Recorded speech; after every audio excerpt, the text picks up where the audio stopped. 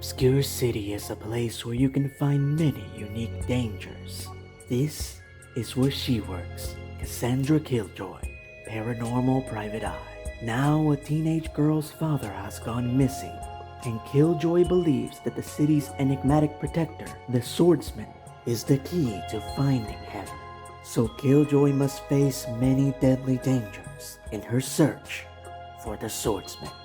Available on Amazon.com. Everyone knows the legend of the Dark Knight, but very few know the story of how he went from being an agent of vengeance to a benevolent Crusader.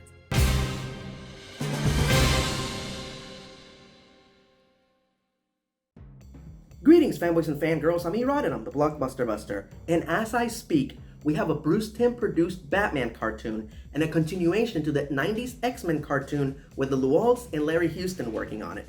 Oh yeah, the 90s are back, baby! Suffice it to say, Batman the Animated Series was a seminal show that changed the way televised animation was made, jump-started the most beloved DC franchise outside the comics, and has continued to make Warner Brothers tons of revenue to this very day. So for decades now, Warner Brothers has asked creator Bruce Timm to do a follow-up, which he has declined for varying reasons. But the most enticing offer came in 2022, where not only was Timm offered full creative control, but a series that would be released exclusively on streaming and wouldn't be hampered by the censorship standards and practices of network and cable television. Furthermore, it was his fellow animation legend James Tucker that advised him that this would be a great opportunity to do all the stories that they couldn't tell back in the 90s. So Timm accepted the assignment with one major condition: that instead of doing a follow-up to Batman the Animated Series, they do a standalone prequel, which would be a lot closer to Frank Miller's Batman Year One. It was at this point that Timm and Tucker received the word that none other than J.J. Abrams and the Batman director Matt Reeves were interested in joining the project as producers. So a meeting was set up between them in which Bruce Timm went on to blow their minds with his amazing ideas for the show. But still, the two big-name producers had an itty-bitty little concern about the series. What was going to set it apart from all the other Batman shows? The answer to that question would be a game changer. That the series would take place entirely in the golden age of comics, meaning the 1940s, with no phones or computers, just good old-fashioned hard-boiled noir detective stories. The show was all set to premiere on Cartoon Network's Adult Swim late at night, and then the episodes would be available the next day to stream on HBO Max, which is the exact same release model Warner successfully used for Primal, Unicorn Warriors Eternal, and My Adventures with Superman. But then those plans went out the window when this show nearly got Sasloved. Fucking guy. Yes, this was almost one of the Warner Brothers productions that got swept under the carpet as a tax write-off under the leadership of David Zaslav, along with the Batgirl movie, Final Space, Scoob Holiday Hunt, Infinity Train, and Coyote vs. Acme. It was only through the grace and influence of the show's illustrious producers that it survived, as they started shopping the show around to other streamers. And not only was it immediately picked up by Prime Video, but they also went ahead and greenlit Season 2. On a side note, I just want to point out that Prime Video has easily become the leader of quality adult animation, and I deeply appreciate them for that. And so, with the production team and a streamer in place, Batman was back. The plot. Just 15 years since the death of Thomas and Martha Wayne does their orphan son, Bruce, start to operate in Gotham as the mysterious mass vigilante known as Batman. But the Gotham that he is trying to save is not the one from 15 years ago. It is a corrupt, rotting cesspool of crime that breeds new bizarre, nightmarish criminals every day. So Batman must not only contend with saving the city from all the encroaching darkness, but also the moral dilemma of whether his activities as a vigilante are actually making a difference or making things worse, and whether or not Gotham truly needs a Caped Crusader.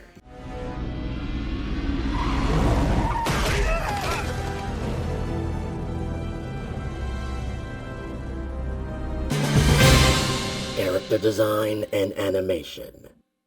The characters were designed by James Tucker himself, with the classic designs from the 40s and 60s as the jumping off point, with special concern to honor Batman co-creators Bill Finger's original designs, especially when it came to The Dark Knight. Oh, hi. Oof. You're 1,000 times sexier than that sketch in the paper. The animation was handled by Studio IAM and Studio Grida, who have brilliantly continued the high standard of animation set by all the previous Warner Bros. Animated productions, and that is nothing to sneeze at.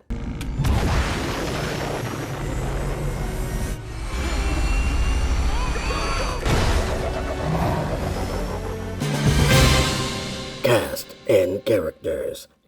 The most fascinating aspect about the show is that it is a Batman series that is predominantly about Batman. So we're gonna do things a little bit different this time around. Bruce Wayne, aka Batman, played by Hamish Linklater. Now, let's go ahead and get this out of the way. I'm not gonna sit here and compare Hamish Linklater to Kevin Conroy. Kevin Conroy left an indelible mark on this character for almost 4 decades. It's an achievement that will never be surpassed by anyone. The only fact that matters in this video is that Hamish Linklater did a good job. The end.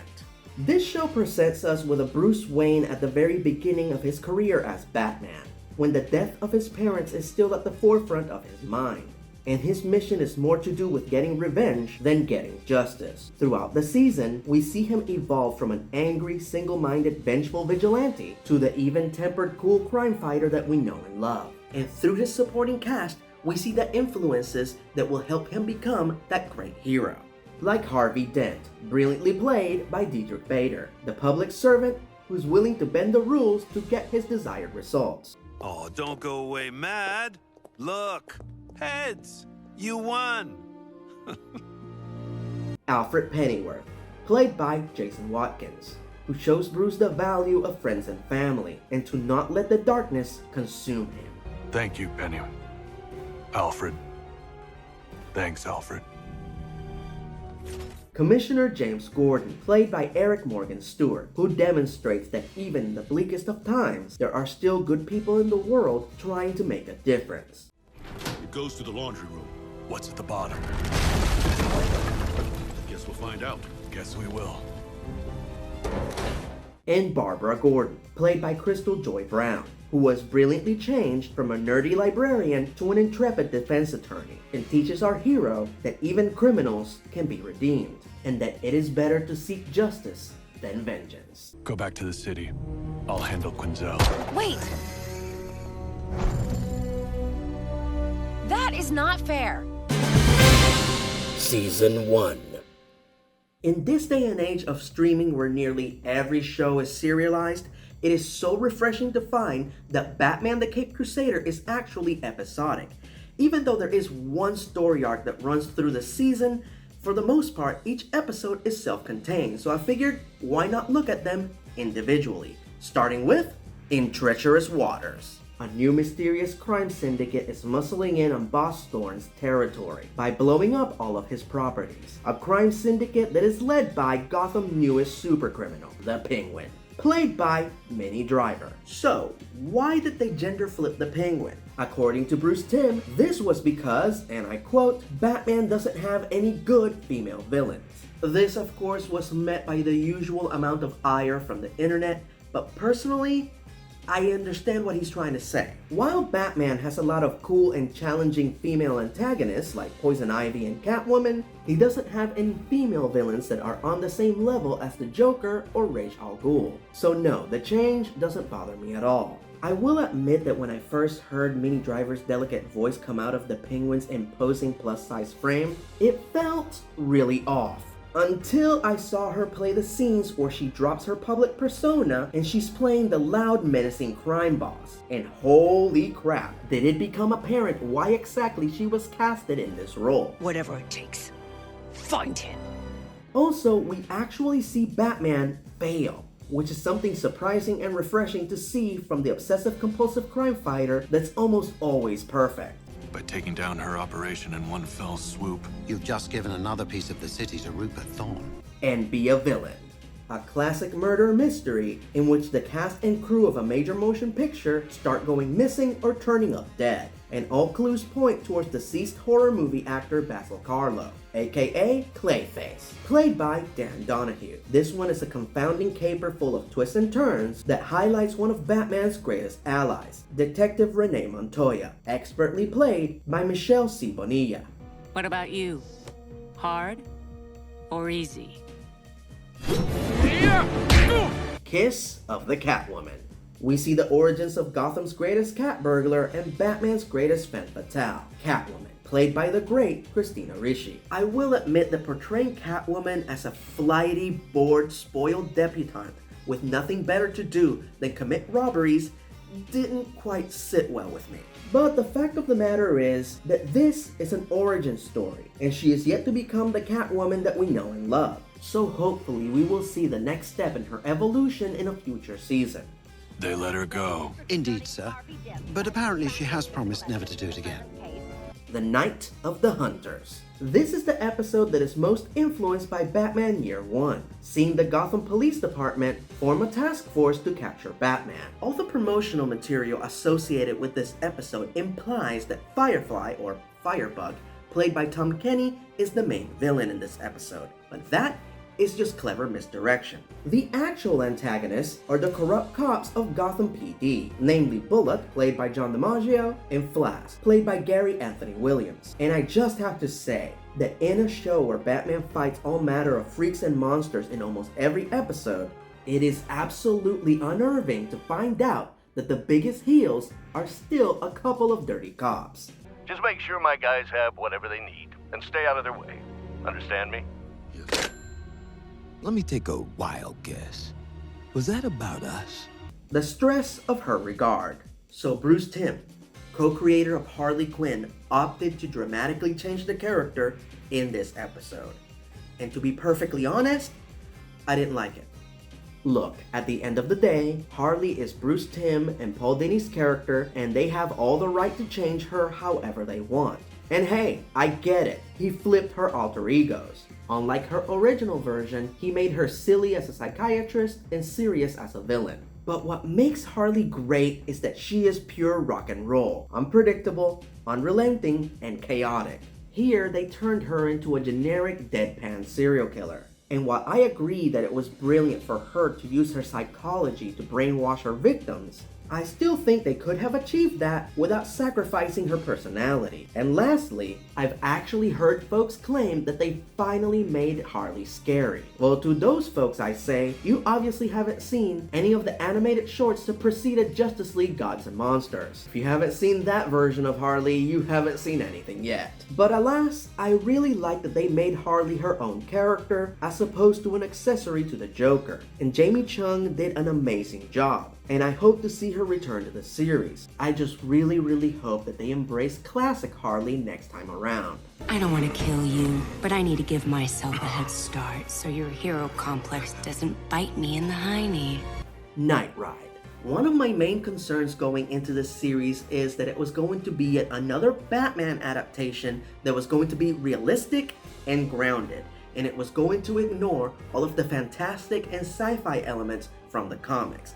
Thankfully, this episode put all of my concerns to rest. Here we see Batman go one-on-one with one of his greatest supernatural adversaries, the Gentleman Ghost, played by Toby Stephens, a spectral highwayman who steals from the poor to give to himself. The Dark Knight finds himself out of his depth, so he acquires the help of Papa Midnight, played by Cedric Yarborough, who's the MVP of this season, playing both the prolific purveyor of the paranormal and Boss Thorne. Suffice it to say, this one is a much welcome side trip into the classic DC horror that I grew up with.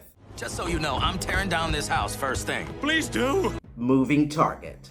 This is my favorite episode of the entire season, as an old enemy puts out a hit on Gordon, which attracts all of the best hitmen in the DCU, including Onomatopoeia, played by Reed Scott. Yes, the sound effects loving assassin created by Kevin Smith during his Green Arrow run. Dun dun dun. It's a race against the clock as the last few honest cops left in Gotham try to get Gordon to safety, while Batman tries to figure out just who put out the hit. Also, this episode has Hamish Linklater's single greatest line delivery of the entire season. Pow. Nocturne. Fun fact, back in 1992, Bruce Timm tried to make a Batman the Animated Series episode featuring Nocturna, in which the vampiric vixen would bite Batman and turn him into a bloodthirsty vampire. But apparently the folks at Fox Kids thought that this was a step too far. Here we finally get to see Natalia Knight's animated debut, in the form of a preteen carnival freak played by McKenna Grace, which I personally thought was a sly reference to let the right one in, but that might just be me. In this version, Nocturna exclusively preys on children, who coincidentally are all analogs to the different Robins, namely Dick Grayson, Jason Todd, Stephanie Brown, and Carrie Kelly. I love how this one feels like it's happening in real time. Batman just has a few minutes to solve this and save the children. We get a fun little Killer Croc cameo, and this is one of the first episodes where we see Batman drop his bravado and just be a caring human being for a change. Also, as far as which one of these characters I would like to see return as a full-time Robin, my vote goes to Carrie Kelly. Oh, I'm waiting for him, setting myself up as bait. And when he appears, I'll knock him right in the kisser with one of these. The Killer Inside Me and Savage Knight. Remember how I said that there was one story arc this season? Well, that story arc predominantly follows Harvey Dent. And I swear, if Diedrich Bader doesn't get an award for his performance in this show, then all the award shows must be rigged, as his character works perfectly as a parallel for Bruce, as well as what he could become if he doesn't listen to the people who care about him. They are both men of privilege who use their power and influence to punish criminals. They both bend the rules to get the results that they want, and they both take matters into their own hands after suffering a terrible tragedy. All of this comes to a head during the two-part finale, where Harvey turns down a bribe from Boss Thorne and pays for it by taking a face full of acid, turning him into the schizophrenic killer Two-Face. Here, Bruce makes another major mistake. He tries to use Harvey to get to Thorne, but pushes him a little too far and enables his transformation into Two-Face. So now Batman must save the biggest crime boss in Gotham to save Harvey's soul. A conflict of interest that might just make our hero cross the line. This was a brilliant finale that is worthy of a movie, and I dare not spoil it here. Oh.